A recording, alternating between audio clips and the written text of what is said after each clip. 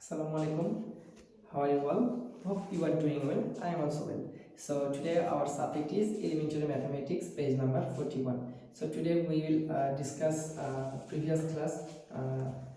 আজকে আমরা হচ্ছে যে ক্লাসগুলো করেছি বিগত দিনগুলোতে সেগুলো হচ্ছে রিভিশন ক্লাস করবো, অর্থাৎ এই সপ্তাহে যেগুলো করলাম সেগুলো আমরা কী করবো, রিভিশন করব। তো রিভিশনের প্রথমে যদি আমি একটু যেতে চাই, তো প্রথমে আমরা খালি ঘর পূরণ করেছিলাম। খালি ঘর পূরণের সর্বপ্রথম আমি আপনাদেরকে কিসের মাধ্যমে করেছিলাম মনে আছে? সূত্রের মাধ্যমে। সূত্রটা কি ছিল যেন আমাদের? বিয়োজন মাইনাস বিয়োজন সমান সমান কি? বিয়োগফল। এই সূত্রের মাধ্যমে আমরা কি করেছি, এই যে ফাঁকা ঘর থাকে সেগুলো আমরা করেছি। তো আমি যদি একটু 2 নম্বরটা বা এইটা যদি করার চেষ্টা করি, যেমন এখানে আমরা দেওয়া আছে কি বিয়োজন দেওয়া আছে এবং বিয়োজন দেওয়া আছে, বিয়োগফল দেওয়া আছে, তার মানে আমাদের কি করতে হবে? প্লাস। তার মানে এখানে আমার সামনে যদি কোনো সংখ্যা যদি কোনো কিছু না থাকে, প্লাস বা মাইনাস যদি না থাকে দেওয়া থাকে, তার মানে আমরা কি ধরে নিব? এখানে প্লাস ধরে নিব। তার মানে 26,000 যদি ব্র্যাকেটের এই পাশে চলে যায় তাহলে এই জিনিসটা আমার কি হবে বলেন তো? এটার সাথে 59,300 সাথে আমার এটা মাইনাস হবে, মাইনাস হয়ে যেটা বের হবে সেটা আমাদের কি অ্যানসার হয়ে যাবে। তো সেভাবে আমরা এগুলো করেছি। আপনার বাসাতে করে নেবেন, ইনশাআল্লাহ খুবই পারবেন, আপনারা সুন্দরভাবে পারবেন, মানে অনেক ব্রিলিয়ান্ট আমি জানি। তো তারপরে যদি আমি যাই নিচের এই অঙ্কগুলো আমরা করেছি, চাল ডাল কিনলো সিএম বাজারে গিয়ে, তারপরে হচ্ছে আমরা করেছি গত ক্লাসে আমরা করেছি হচ্ছে গীতার অপেক্ষা সীতার অঙ্কগুলো করেছি। তার ভিতরে যদি আমি ছেলে মা এবং ছেলের বয়সের যে অঙ্কটা সেটা যদি আমি একটু দেখতে চাই, এখানে চলো দেখে আসি। যেমন কি বলেছি একটু যদি আমি পড়ি, ছেলের বয়স 15 বছর, মায়ের বয়স 48 বছর। 5 বছর পর তাদের মোট বয়স কত হবে?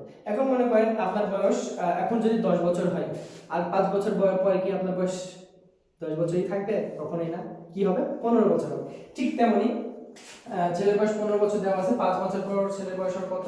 20 বছর হবে, এবং 5 বছর পর মায়ের বয়স হবে কত? 48 যোগ 5 সমান 53 বছর। এই দুইটা ক্যালকুলেট করে প্লাস করে দিলে আমাদেরকে কি হয়ে যাবে, যে 5 বছর পর তাদের মোট বয়স হবে কত? 73 বছর। এখানে আমরা কি করব? টোটালি আমরা যোগ করে দিয়ে আমরা আমাদের উত্তরটা বের করব। তাহলে উত্তর কত হবে আমাদের? 73 বছর। আশা করছি আমাদের 11 নম্বর পর্যন্ত আমাদের পড়া হয়েছে। 11 নম্বর পর্যন্ত যে অঙ্ক বলেছেন সেগুলো আপনারা বাসায় সুন্দরভাবে প্র্যাকটিস করবেন ইনশাআল্লাহ। তো so let's jump to English version. First of all, we see some filling in the gap. এগুলো আমরা পড়েছিলাম ক্লাসে, যেমন আমরা পড়েছিলাম যে subtrahend হ্যান্ড minus minuend is equal difference, এগুলো আমরা পড়েছিলাম না? মনে আছে সবার? Minuend minus subtrahend is equal difference, এগুলো আমরা পড়েছিলাম। তো এগুলো আশা করছি সবার মনে আছে, এবং যে গ্যাপগুলো আমরা করেছিলাম সেই গ্যাপগুলো আশা করছি আপনারা সুন্দরভাবে পারবেন এবং করবেন। এবং তার পরবর্তীতে দেখেন আমরা বিভিন্ন ধরনের রিজন প্রবলেম করেছিলাম 6, 7, 8, 9, 10 and the previous class we solve 11 number mathematics Sita and Gita টাকা ভালো মতো করেছি, আপনারা সবাই সুন্দরভাবে বুঝতে পেরেছেন। So today we solve problem number 10. The son is 15 years old and the mother is 48 years old. What will be their age in total after 5 years? অর্থাৎ কি বলেছে যে পুত্রের বয়স 15 বছর এবং মায়ের বয়স কত বছর বলা আছে? 48 ইয়ার্স। অর্থাৎ যদি 5 বছর পর তাদের বয়স ধরে নিই, তার 5 বছর বয়স কি তাদের 48 থাকবে? 48 থাকবে না।